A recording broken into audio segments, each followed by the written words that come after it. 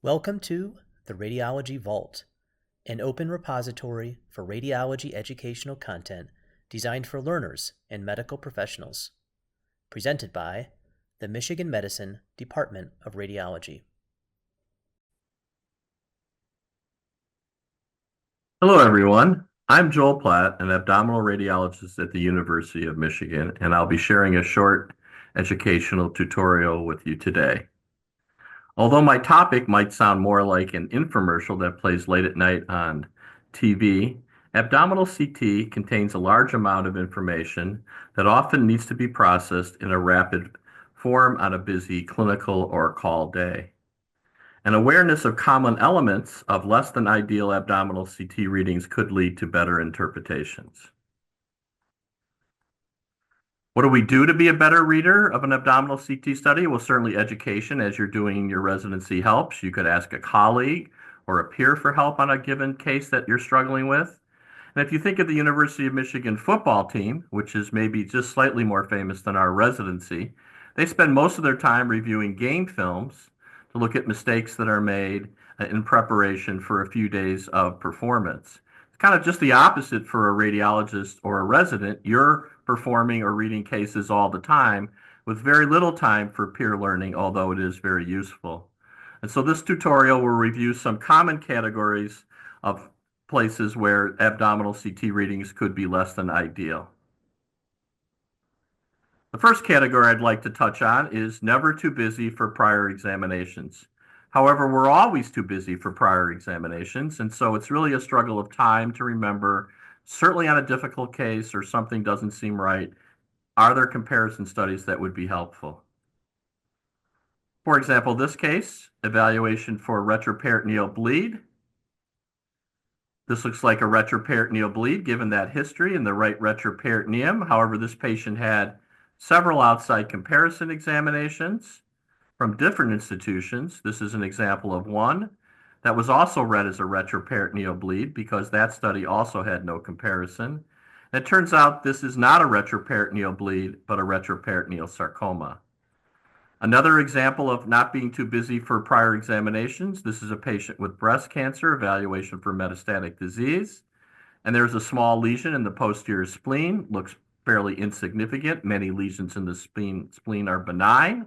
However, it was not there on the prior, and it grows on the follow-up.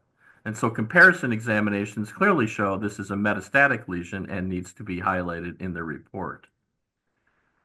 Next topic is a different view can bail you out. Certainly residents know this from using coronal and sagittal imaging when axial imaging does not suffice, but I want to present another aspect of a different view bailing you out, such as in this case. The contrast in the urinary bladder here is very dense. We see this sometimes with CT urograms where we're doing this intentionally with delayed phase imaging, but this is not a CT urogram.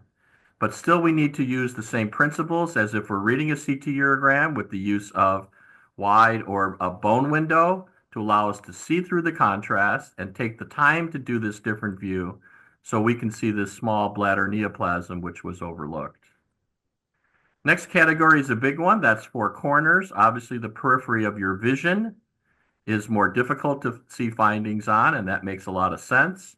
So here in the left posterior soft tissues is a small insignificant looking nodule that grows, of course, on follow-up, and this represented metastatic cholangiocarcinoma. I also want to suggest to you that there are different four corners to think of. That's the corners at the start and end of the study where we tend to spend a little less time reviewing these images. And this is an example of a chest CT study where the last image has a solitary metastasis in the anterior abdomen. Another example of the four corners pitfall. How about this study?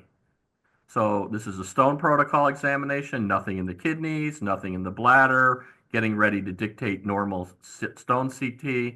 Don't forget to look at the four corners, go all the way down to find this urethral calculus. Here's an example combining both elements. This is the first image of an abdominal CT and also at the periphery.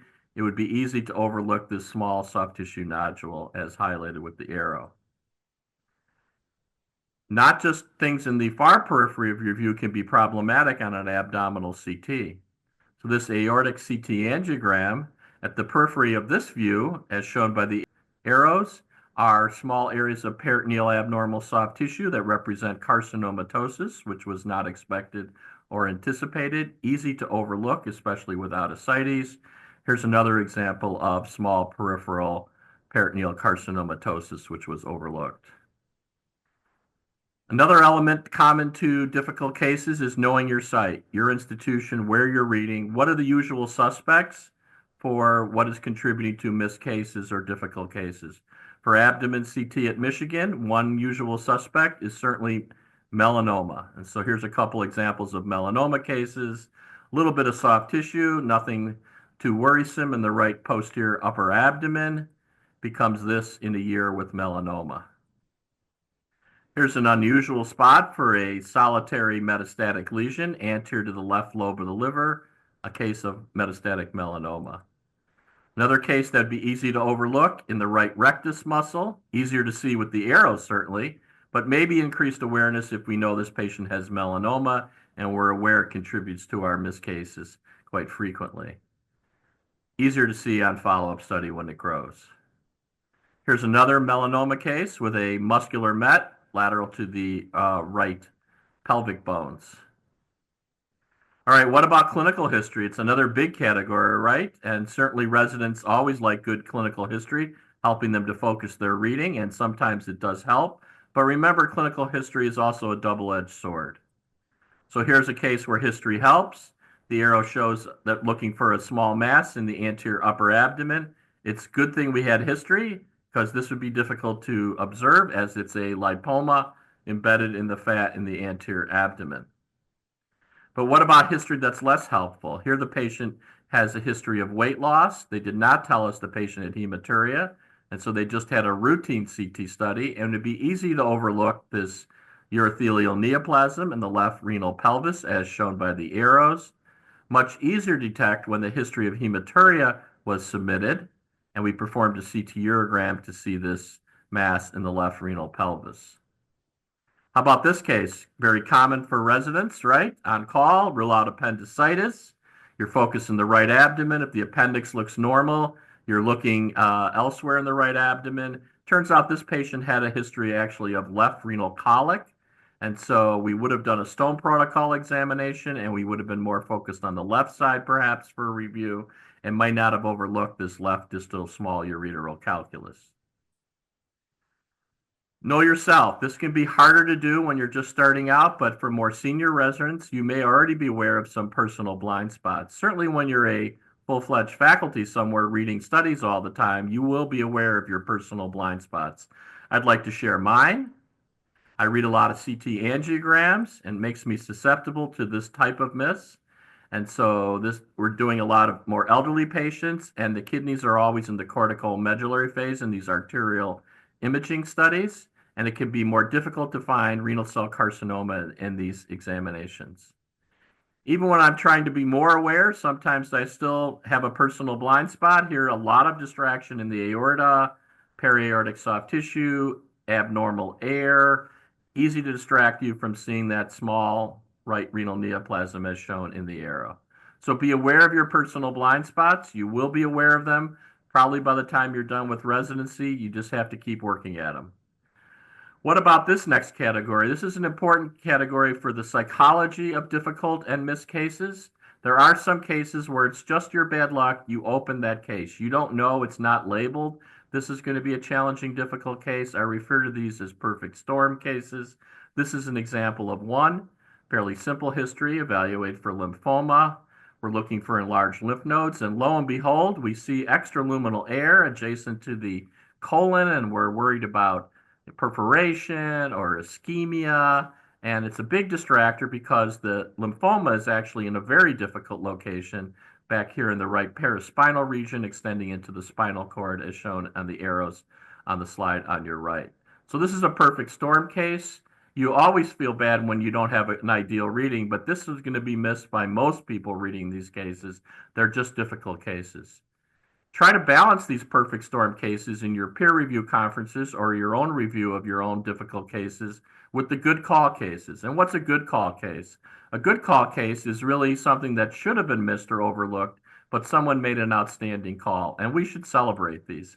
Here's an example of one. Stone protocol examination, left flank pain, no stone seen, but the reader observes a mass in the right medial kidney. I would consider that an outstanding or good call. Much easier to see when you give contrast, of course. So celebrate these good call cases and try to offset the perfect storm cases, which you will find very difficult when you encounter them because they're just so challenging.